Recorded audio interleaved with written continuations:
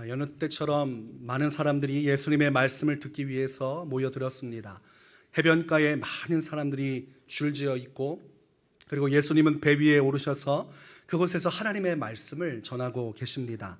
예수님은 하나님의 말씀을 전하실 때 비유의 말씀을 항상 전해 주셨습니다.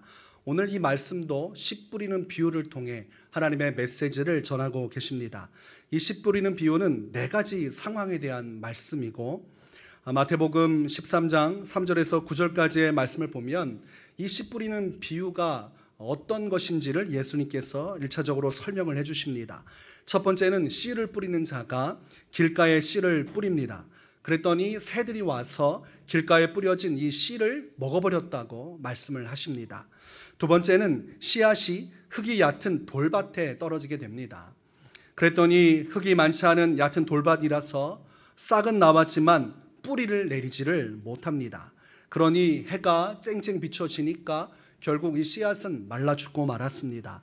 세 번째는 이 씨가 가시떨기 위에 떨어집니다. 씨가 싹을 틔우고 자라나기 시작하지만 결과적으로는 가시가 그것을 막아서 성장하지를 못합니다. 마지막 네 번째 씨가 있는데 이것은 좋은 땅에 뿌려지게 된 것입니다. 그랬더니 싹이 나고 자라나기 시작하는데 얼마나 잘 자라는지 30배, 60배, 100배까지도 자라나더라, 이런 말씀을 해주셨습니다. 여러분들이 바닷가에 서서 예수님의 말씀을 듣고 있는데 예수님이 이런 씨 뿌리는 비유를 전했다고 합시다.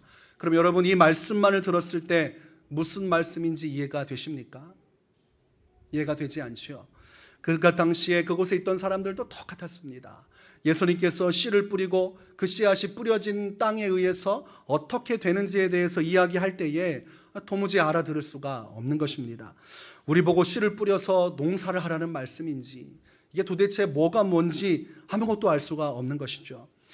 그리고 중요한 것은 제자들도 똑같았습니다. 제자들도 예수님께서 하시는 말씀을 들으면서도 이게 무슨 말씀인지를 알 수가 없는 것입니다.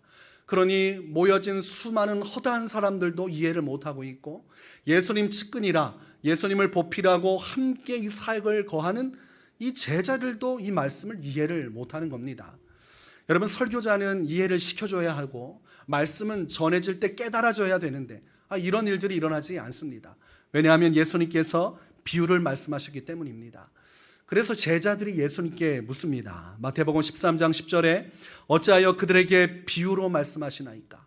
예수님, 좀 더 쉬운 방식으로 말씀하실 수 있으신데 왜 알아듣지 못하는 비유를 사용하십니까? 이런 질문을 하고 있습니다. 그랬더니 예수님이 대답을 해주십니다. 천국의 비밀을 아는 것이 너희에게는 허락되었으나 그들에게는 아니 되었나니 무릇 있는 자는 받아 넉넉하게 되되 없는 자는 그 있는 것도 빼앗기리라, 이렇게 말씀하셨어요. 말씀이 허락된 자들이 있고 그 말씀을 받아서 넉넉하게 되는 자들이 있는데 그것이 바로 너희다, 이렇게 말씀을 하신 것입니다. 이 말씀을 하시면서 말씀하시기를 그러나 너희 눈은 봄으로 너희 귀는 들음으로 복이 있도다, 이렇게 말씀하십니다. 너희가 나의 말을 듣고 이 비유의 말씀을 내가 해석해 주는 것을 들을 수 있는 그런 자격이 있고 그런 권한이 있음을 기뻐하라, 이렇게 말씀을 하는 것이죠. 그러니까 모든 이가 말씀을 듣지만 모든 이가 말씀을 깨닫지는 못한다는 것이죠. 말씀을 듣고 말씀을 깨닫고 이 말씀에 의하여 구원을 받는 자들이 있는데 바로 너희다, 이렇게 예수님은 말씀해 주셨습니다.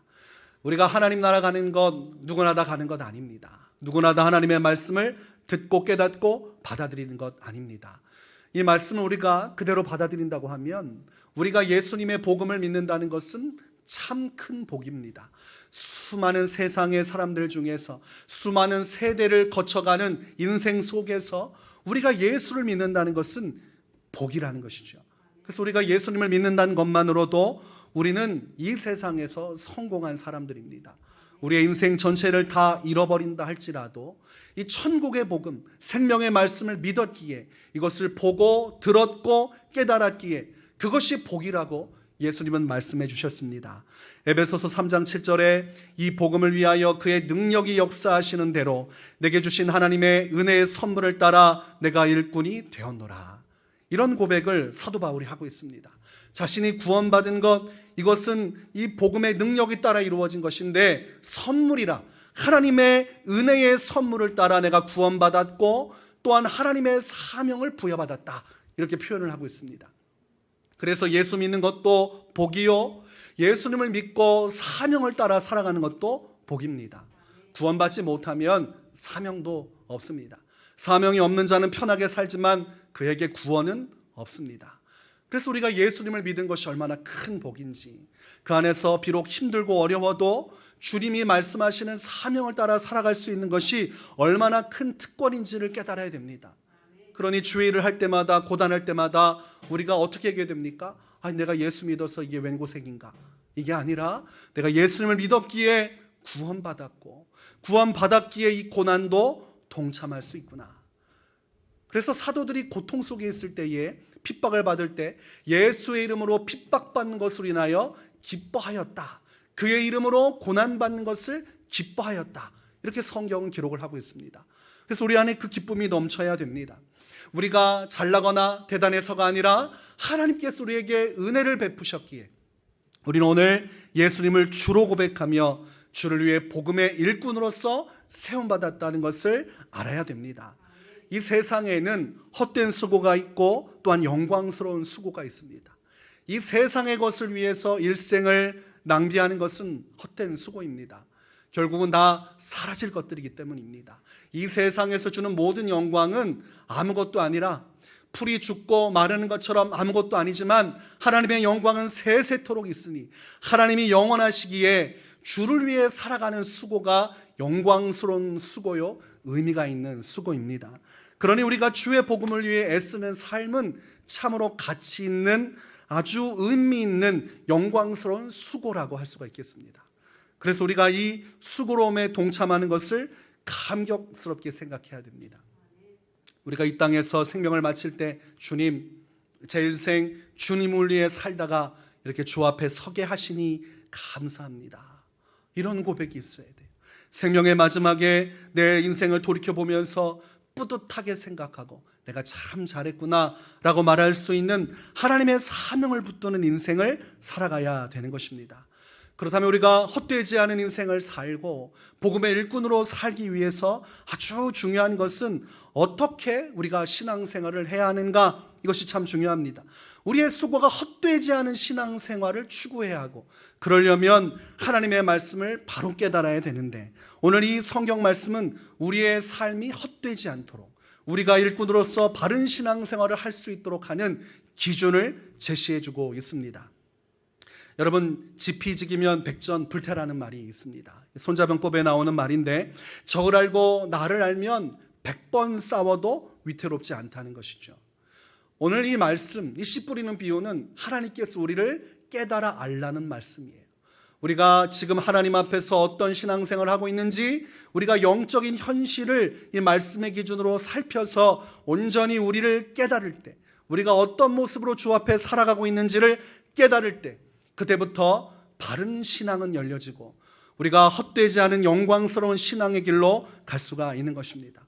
그래서 여러분, 오늘 말씀을 보시면서 나는 어디에 속하는가, 나는 이 씨 뿌리는 비유의 수많은 인생 속에서 어디에 속해서 지금 신앙생활을 하고 있는가, 여러분, 그 현 시점을 잘 깨달아야 되는 것입니다.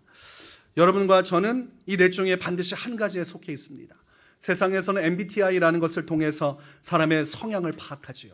그것을 통해서 자기를 잘 알아보려고 해요. 자기의 성향을 알아야 그 해답을 찾아서 인생의 바른 길을 갈 수 있다고 생각하는 것이죠. 오늘 우리의 이 말씀이 동일한 것입니다. 영적인 MBTI라고 생각하고 이 말씀을 받으시면 되겠습니다. 오늘 예수님은 이 본문을 통해서 예수님께서 사람들에게 외쳤던 이 씨 뿌리는 비유가 어떤 뜻인지를 해석해 주십니다. 그래서 첫 번째, 씨앗이 길가에 뿌려졌다는 것이 무엇인지를 본문에서 말씀을 하고 있습니다. 예수님께서는 하나님의 말씀이 사람에게 들어갔을 때에 이 말씀을 깨닫지 못하는 자가 있다고 말씀합니다. 말씀을 들었는데 이 말씀을 받아들이지를 못하는 사람입니다. 그런 사람에게는 악한 자가 와서 그 마음에 뿌려진 것을 빼앗나니라고 말씀을 합니다. 사탄이 와서 깨닫지 못하는 자에게 임한 말씀은 가져간다고 돼 있어요.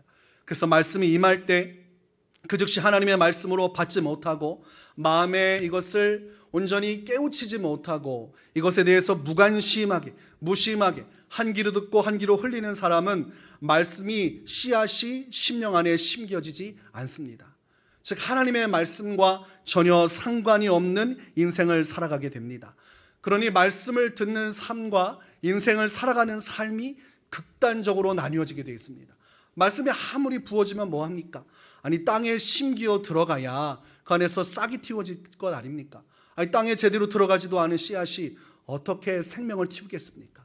그러니 예수님을 믿는다고 그리고 예배의 자리에 앉아 있어도 말씀이 들어가지 않으니 삶이 그대로인 것입니다.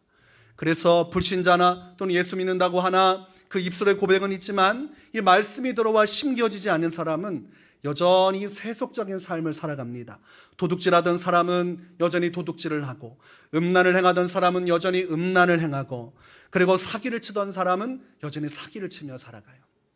예수님을 믿는다고 말하기도 하고 또는 모르겠다고 말하는데 여전히 세상 사람들하고 똑같이 그렇게 살아갑니다. 왜냐하면 말씀이 들어가지 않기 때문입니다. 그러니 예배 시간에 아무리 말씀을 전해도 그 사람에게는 전의 것이 감동이 되지 않아요. 1년 내내 말씀을 들어도 아무런 삶의 변화가 일어나지 않아요. 말씀이 100이 떨어졌으면 100 중에 1이라도 들어가서 아주 조금 미약하나마 삶의 변화가 일어나야 되는데 이것이 길가에 뿌려진 이 심령과 같은 사람은 말씀이 들어와도 요동하지 않습니다. 우리가 목석 같은 사람이라고 말하잖아요. 성경에서 우리 하나님께서 이스라엘 백성을 향해서 얼마나 분노하셨습니까? 그들의 마음의 완악함을 하나님께서 분노하셨는데 아무리 모세와 아론을 통해서 메시지를 던져도 받지를 않는 거예요. 분노하고 불평만 하지 말씀을 듣고 따라가려는 모습이 보이지 않을 때 그들은 결국 멸망의 길로 가고 말았습니다. 하나님의 말씀 앞에서의 자세가 무심한 사람은 이렇게 영혼이 말라져 죽게 됩니다. 아무런 열매도 없습니다. 하나님과 무관한 인생을 살아갑니다. 그리스도인이라고 말한다 할지라도 이름만 그리스도인이지 그의 영혼은 그의 삶은 하나님과 아무런 관련이 없습니다. 오늘날 대다수의 많은 사람들이 이렇게 신앙생활을 합니다. 하나님의 말씀을 듣는다고 자리하지만 말씀을 한 귀로 듣고 흘려요. 전혀 자기의 삶에 적용하지 않습니다. 아 그렇구나 그러다가 뭔가 좋은 말씀이 있으면 끄떡끄떡하지만 여전히 돌아갈 때에는 다 잊어버리고 갑니다. 이게 바로 길가에 뿌려진 거예요. 당일날 말씀을 듣고도 돌아갈 때 아무 생각도 나지 않으면 삶 속에 그 말씀이 하나도 기억나지 않으면 이렇게 길가에 뿌려진 신앙생활을 하는 것입니다. 말씀은 계속 하나님이 던져놓으시는데 이 말씀이 심령 안에 들어가지 못해서 삶의 변화가 없는 사람들, 그런 사람들은 동일한 얘기를 합니다. 허망하다. 신앙생활을 하면서도 허망하다라는 말을 많이 해요. 그것은 돌이켜보면 아하 내 심령이 길가에 뿌려진 심령이구나. 하나님의 말씀을 내가 듣기는 하지만 그 말씀이 내게 심겨져서 아무런 영향을 미치지 못하고 있구나. 그래서 내가 예수 믿는다고 하면서도 허망하고 인생을 살아가는 재미가 없고 아무런 주님과의 기쁨이 없으니 이것은 주님의 문제가 아니라 내 심령의 문제라는 것을 우리가 직시하는 것이 필요합니다. 두 번째, 예수님은 씨앗이 돌밭에 뿌려졌다는 것을 말씀을 하십니다. 이런 사람들은 말씀을 들을 때는 기쁨으로 말씀을 듣습니다. 설교 듣고 하나님 말씀 볼 때는 아이고 이런 말씀이 있구나 라고 기쁨으로 들어요. 그래서 가슴도 벅차오르고 신앙적으로 열심히 한번 잘해봐야지 라고 하는 말씀에 대한 관심이 있는 사람들입니다. 그러나 이 돌밭에 뿌려졌다는 사람들의 특징은 곧 넘어지는 자요 라는 예수님의 말씀에 힌트가 있습니다. 말씀은 듣고 기뻐는 하는데 쉽게 넘어진다는 것입니다. 어떤 경우에 넘어집니까? 환난이나 박해가 올 때. 좋은 날에는 예수님의 말씀을 듣고 은혜 받았습니다 얘기도 하고 예수 그리스도를 믿는 신앙 고백도 하고 그렇게 살아가는데 예수님을 믿는 믿음 때문에 환난이나 박해를 받는 순간이 오면 그때는 돌변하는 사람들이 이 돌밭에 뿌려진 씨앗과 같은 사람들입니다. 하나님의 말씀이 들어와서 열심히 신앙생활 하려고 하는데 뿌리를 내리지를 못하는 거예요. 조금만 어려움이 있으면 예수님을 뒤로 하는 사람들입니다. 예수님 믿고 신앙생활 열심히 해야지 하다가 직장에 갔는데 상사가 예수 믿는 사람을 싫어해요. 그러면 직장 가서 소극적으로 이제 신앙생활을 하질 않습니다. 티를 내지 않는 거예요. 그러다가 상사 눈치만 보면서 나중에는 교회도 뒷전으로 하게 되는 사람들, 무슨 어려움만 생기면 예수 신앙을 아무렇지도 않게 내던지는 사람, 그런 사람들은 뿌리를 내리지 못해서 신앙의 성숙을 이루지 못해요. 항상 겉으로만 맴돌다가 신앙의 온전한 자유를 누리지 못하고 성령의 충만함을 누리지 못하고 믿음으로 세상을 살아가는 법을 경험하지 못하고 항상 일이면 일, 그 아주 작은 미약한 신앙생활 하다가 언제라도 신앙이 고꾸라지는 사람들입니다. 일제강점기에 신사참배 때문에 많은 교회가 흔들릴 때에, 많은 예배가 흔들릴 때에, 그때 많은 사람들이 이 신사참배에 있어서 하나님의 복음을 내던지고 우상 숭배하는 길을 선택을 했습니다. 그런 사람들이 돌밭에 뿌려진 씨앗과 같은 거예요. 평상시에는 예수 믿는다고 하고 찬양도 하고 신앙생활 열심히 하는데 환난만 오면 싹 도망가는 사람들입니다. 예수님 때문에 고통받는 것을 원치 않아요. 이 신앙의 성숙은 고난 속에서 더 가파르게 자라나게 되어 있습니다. 고난을 견디면 더 튼튼하게 자라나게 되어 있어요. 아주 견고하게 자라나게 되어 있어요.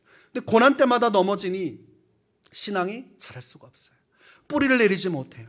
여러분, 예수님을 믿는다는 것은 고난에 동참하는 것입니다. 십자가에 동참하는 거예요. 마태복음 10장 38절에 또 자기 십자가를 지고 나를 따르지 않는 자도 내게 합당하지 아니하니라. 예수님의 십자가를 지고 따르지 않는 자는 예수님과 무관하고 합당하지 않다고 했어요. 그러니까 신앙생활하다가 말씀 기쁘게 듣고 하나 예수 믿는다고 말하다가도 정말 중요한 순간에 예수님을 부정하거나 신앙을 뒷전으로 하는 사람은 예수님께 가까이 다가설 수가 없습니다. 예수님의 옷깃을 잡을 것만 같은데, 그분의 손을 마주하고 동행할 수 있을 것만 같은데 위기만 다가오면 그 사람이 손을 내던지는 겁니다. 예수님을 집어던지는 거예요. 풍랑만 오고 위기만 찾아오면 예수님 손 붙들고 가다가 예수님을 놓아버리는 사람들, 이 사람들이 돌밭에 뿌려진 사람들입니다. 이렇게 신앙생활하다가 배도하게 되는 겁니다. 환난의 날에 이런 사람들이 위험한 거예요. 평상시에는 신앙생활도 하고 그리고 하나님 안에서 잘 믿음이 자라는 것 같은데 환난만 오면 이런 사람들은 신앙을 포기합니다. 그래서 여러분들, 이 작은 고난과 어려움 속에서 어떻게 대처하고 있는가? 난 정말 신앙적으로 위기가 왔을 때 그 위기를 돌파하고 끝까지 믿음을 지켜내는 편에 속한 사람인가? 아니면 편한 것을 찾아서 일단 신앙을 타협하고 주의 복음을 뒷전으로 하는 사람인가? 여러분의 인생을 돌아보셔야 됩니다. 환난과 박해 속에서의 나의 선택은 어디인가? 세 번째는 가시떨기에 떨어졌다는 것에 대해서 말씀을 하십니다. 씨앗이 던져졌고 그 안에 들어가서 심겨졌어요. 그런데 이 씨앗이 자라나기 시작하는데 문제가 생겼어요. 가시떨기에 막혀서 더 이상 성장을 하지 않는 거예요. 어느 정도 신앙의 성숙은 이루어진 것 같은데 결과적으로는 말씀의 열매가 결실이 맺혀지지는 못합니다. 신앙의 성장도 있고 제법 교회 안에서 열심히 활동도 하는데 이 사람이 약점이 있습니다. 오늘 예수님은 두 가지 약점을 말씀하세요. 세상의 염려와 재물의 유혹, 이 두 가지 때문에 신앙이 성장을 못한다는 것입니다. 잘 살다가 세상적인 고뇌와 고민의 순간이 오면, 내가 세상적으로 먹고 사는 문제, 이런 것들이 걸려지면 먹고 사는 문제를 먼저 선택하고 예수님을 위한 복음의 길을 저버린다는 것이에요. 내가 잘 먹고 잘 살고 윤택할 때는 신앙생활 하는데 내 삶이 어려워지고 궁핍해지면 일단은 내 생계가 먼저인 사람들, 이 사람들은 항상 자신의 생계를 먼저 선택합니다. 그래서 자신의 직장인이나 자신의 비전이나 자신이 이 세상에서 누리고 싶은 영광을 위해서 하나님의 길을 언제라도 포기하는 선택을 하게 됩니다. 이 재물의 유혹이라고 말씀하고 있어요.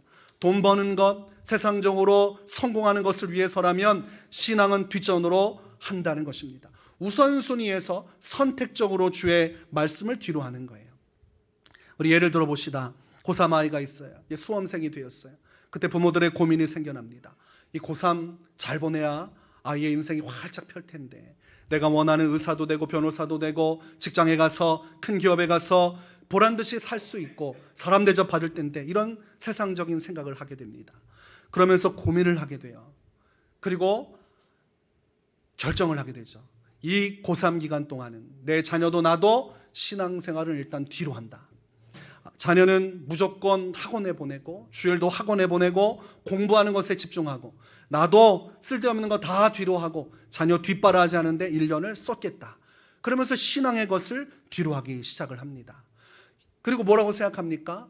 1년 후 동안 내가 신앙생활 열심히 못하지만 1년 후가 되면 그때부터 열심히 해야지. 그러니까 주님의 말씀과 주님의 영광은 뒤고 세상의 염려와 재물의 성공적인 내 인생의 미래를 위해서 과감하게 신앙을 뒤로 하는 사람들입니다. 그래서 선택적으로 이것을 결정했을 때 마음속에는 지혜롭다고 생각을 해요.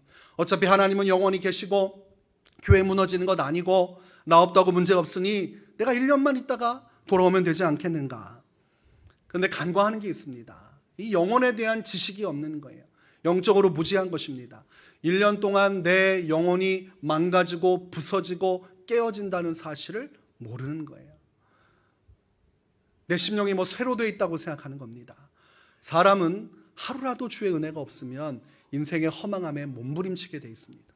하나님의 은혜가 사라지고 성령의 역사를 경험하던 사람들 가운데 성령의 은혜가 제하지면 인생은 고달파집니다. 그래서 다윗이 밧세바와 범죄한 이후에 눈물로 회개할 때 가장 처음으로 기도하는 것이 주의 영을 내게서 거두지 마옵소서. 은혜를 경험한 사람은 은혜가 사라지는 것이 얼마나 두려운지를 깨달아요. 이 세상 속에서 항상 나를 지켜주시고 보호하시는 주님이 함께 하신다는 이 기쁨이 있었는데 그것이 사라질 때의 두려움이 얼마나 큰지를 모르는 것입니다.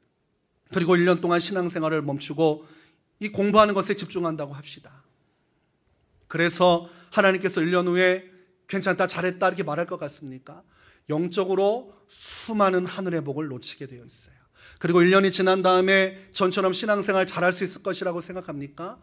회복이 되지 않습니다. 여러분, 제가 누누이 말하지만 신앙은 내가 열심히 해야지 하는 순간 성령의 은혜가 임하고 뜨거워져서 그때부터 은혜의 길이 열려지는 것이 아니에요.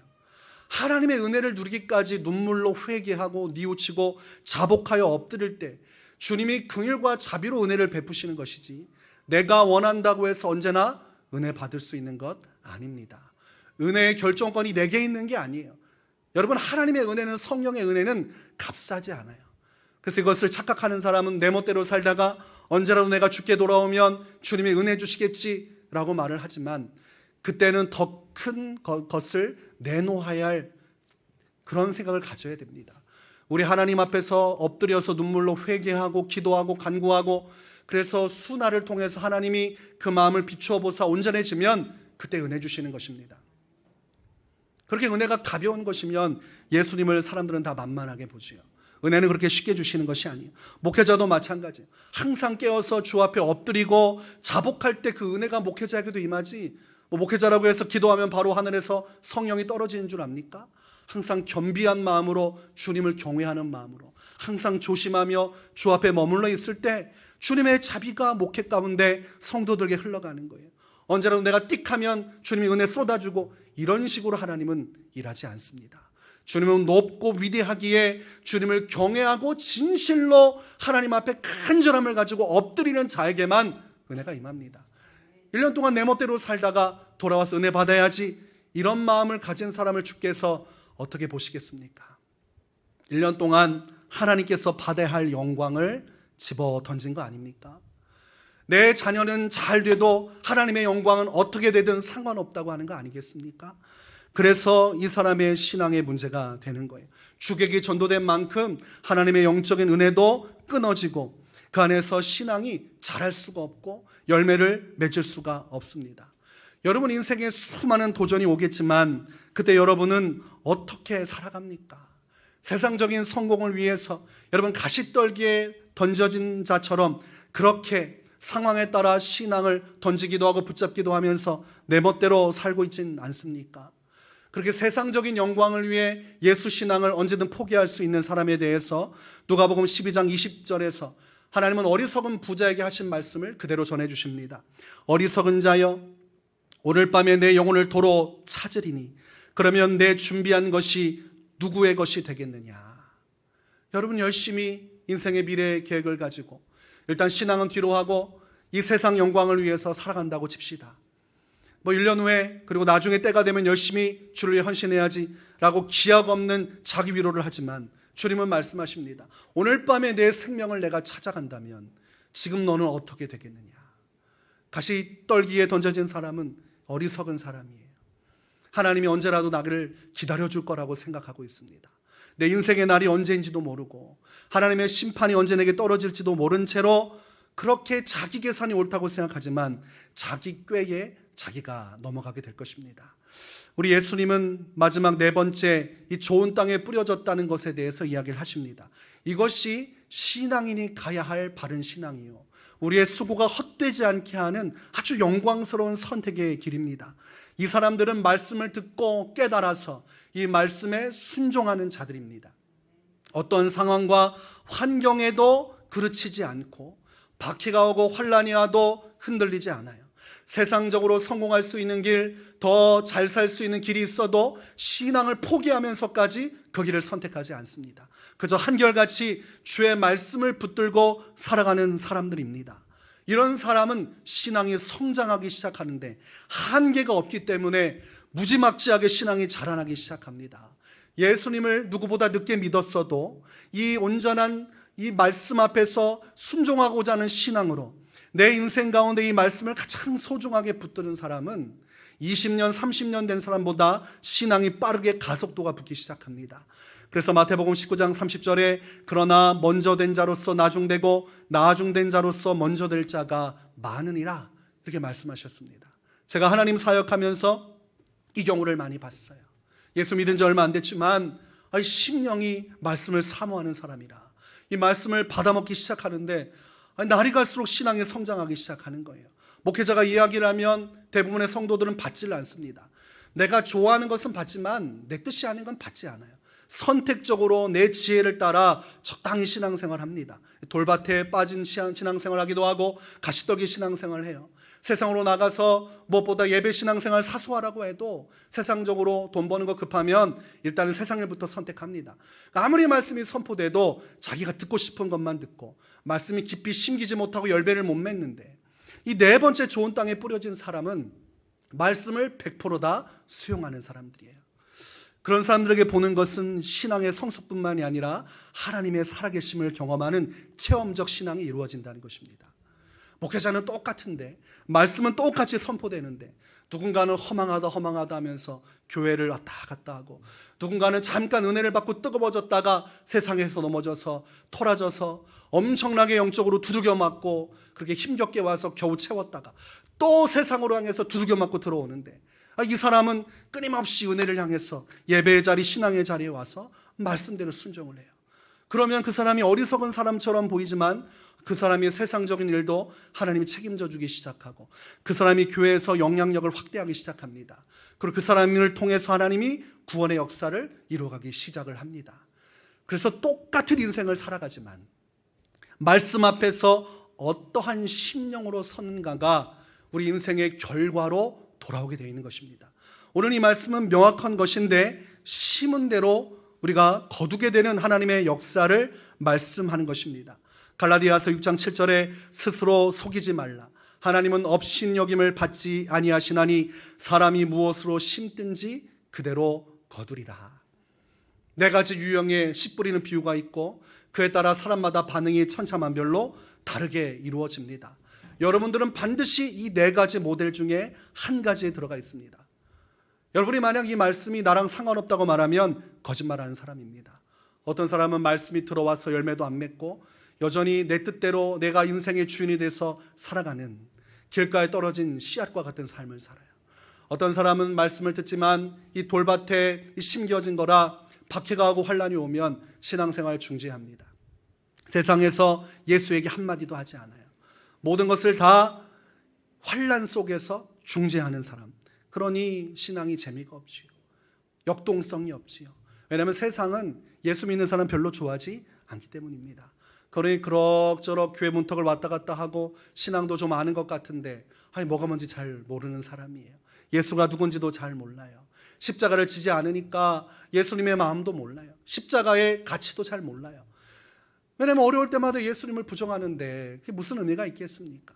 서로 사랑한다고 하면서 위기 때마다 내 아내 내 남편 버리는 부부가 있다고 칩시다.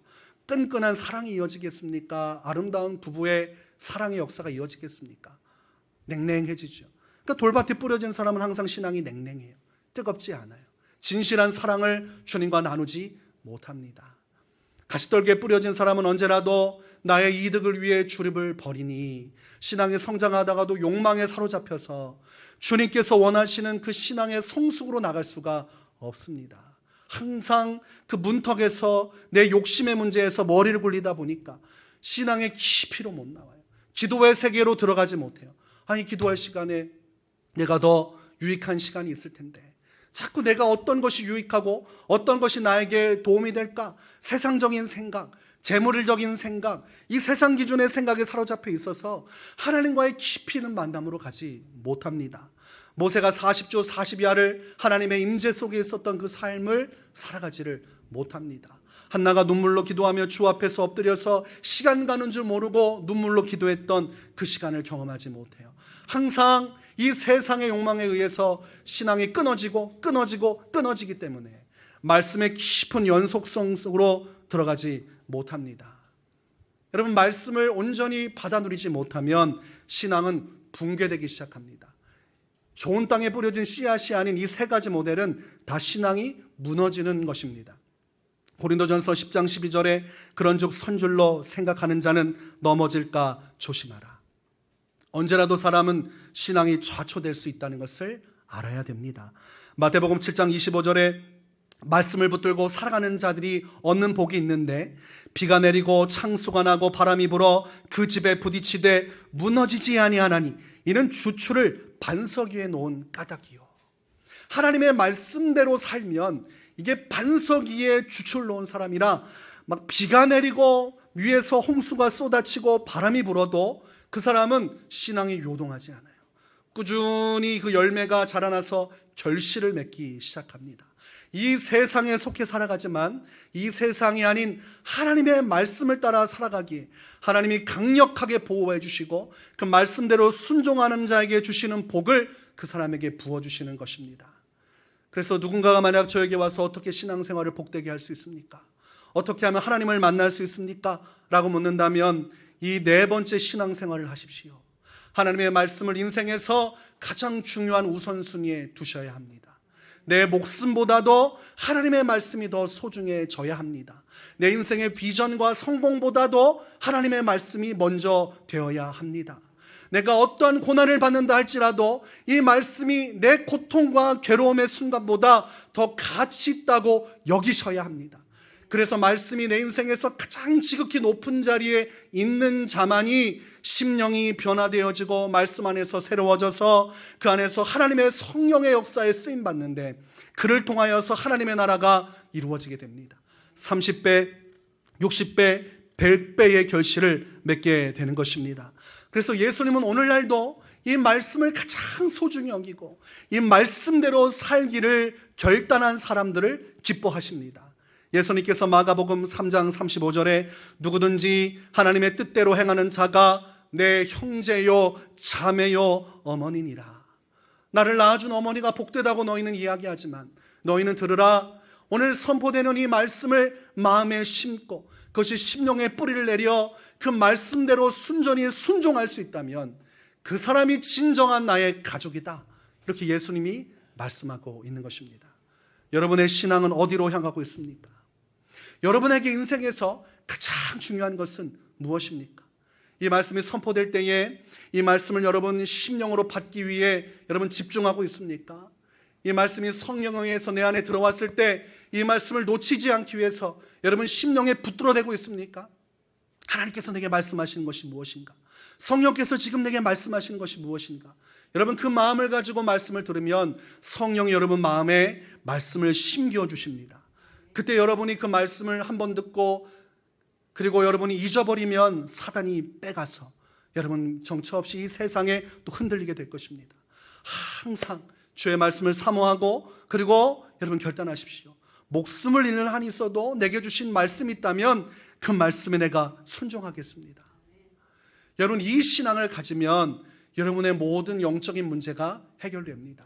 왜 교회에 나와서도 내가 자유롭지 못할까? 왜 교회에 와서도 내가 행복하지 못할까?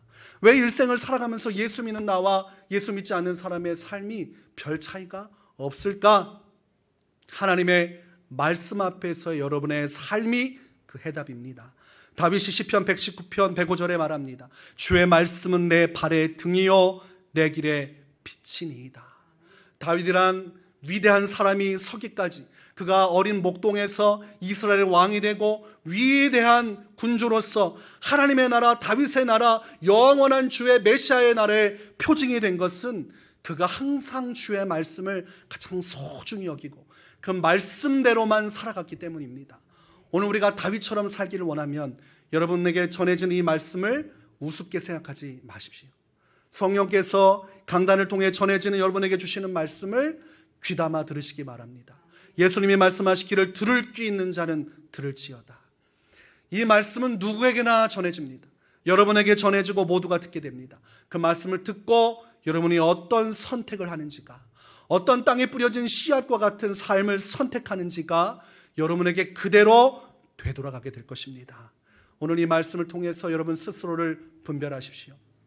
나는 어느 땅에 뿌려진 씨앗과 같은가? 나의 인생은 지금까지 어떻게 살아왔던 것인가? 그리고 오늘부터 여러분 바뀌어지기를 바랍니다. 주의 말씀대로 살겠습니다. 직장에서, 세상에서 무시당하고 고난받고 어려움이 오고 때로는 재정적인 손해를 입게 되고 인간관계에 손해를 입게 되고 내 인생이 마이너스로 와도 내 안에 가장 소중한 주의 말씀 하나만 붙들고 그대로 살다가 그대로 죽겠습니다. 이것이 오늘 좋은 땅에 뿌려진 씨앗입니다. 말씀이 내 인생의 가장 소중한 것이 되는 것, 그 말씀을 위해서 내 대가를 지불하겠다라고 결단하는 것, 그래야 여러분의 인생에 30배, 60배, 100배의 결실, 하늘의 영광과 살아계신 하나님을 만나는 축복이 함께 하시기를 주의 이름으로 축원합니다.